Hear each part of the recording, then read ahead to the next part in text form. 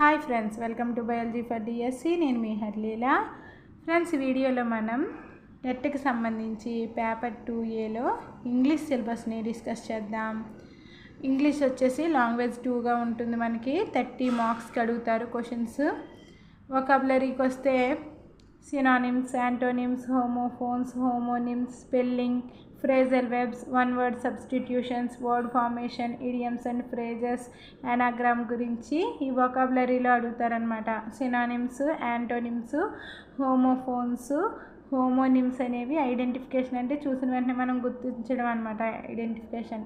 అదేవిధంగా స్పెల్లింగ్ సంబంధించి స్పెల్లింగ్ మీద క్వశ్చన్స్ అడుగుతారు. Phrasal webs, identification of meaning, one word substitutions, identification of meaning, word formation, suffixes and prefixes, compound words, noun to adjective, idioms, phrases, identification of meaning, anagram వచ్చి identification.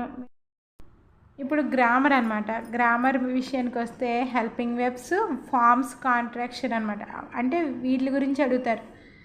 Model auxiliaries, forms, function, contractions and negatives. Ordinary verbs వచ్చి forms, function, contractions. Articles, use of articles మీద questions అడుగుతారు. Prepositions, types and functions మీద questions అడుగుతారు. Clauses, main clause, subordinate clause, noun clause, if clauses మీద questions అనేవి అడుగుతారు.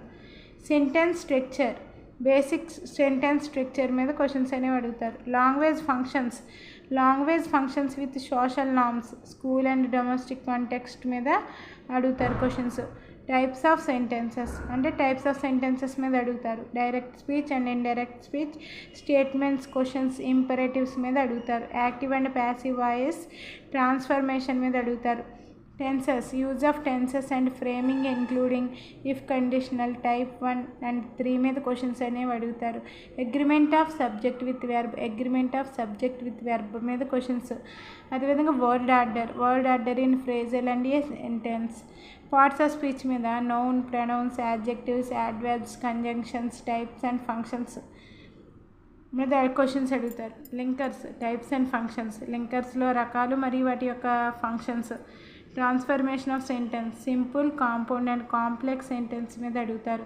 Common errors, based on all vocabulary and grammar topics మీద common ఎర్రర్స్ని అడగడం జరుగుతుంది.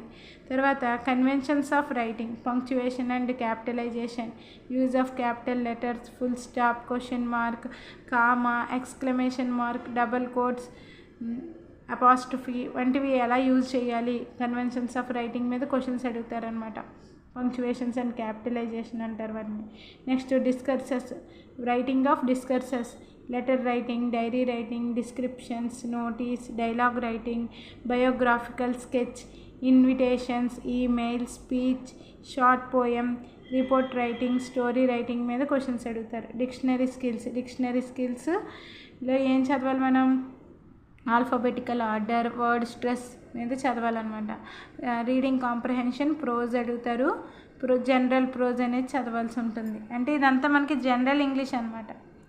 జనరల్ ఇంగ్లీష్ అంటే మనకి స్కూల్ టెక్స్ట్ బుక్స్ అనేవి చదవనవసరం లేదు. గ్రామర్కి సంబంధించి, ఇంగ్లీష్కి సంబంధించి స్కూల్ టెక్స్ట్ బుక్స్ ఎక్కడ ఇంగ్లీష్ సిలబస్లో మనకి స్కూల్ టెక్స్ట్ బుక్స్ నుంచి అడగలేదు. జనరల్ ఇంగ్లీష్ అనమాట ఇదంతా. 30 మార్క్స్కి అడుగుతారు జనరల్ ఇంగ్లీష్.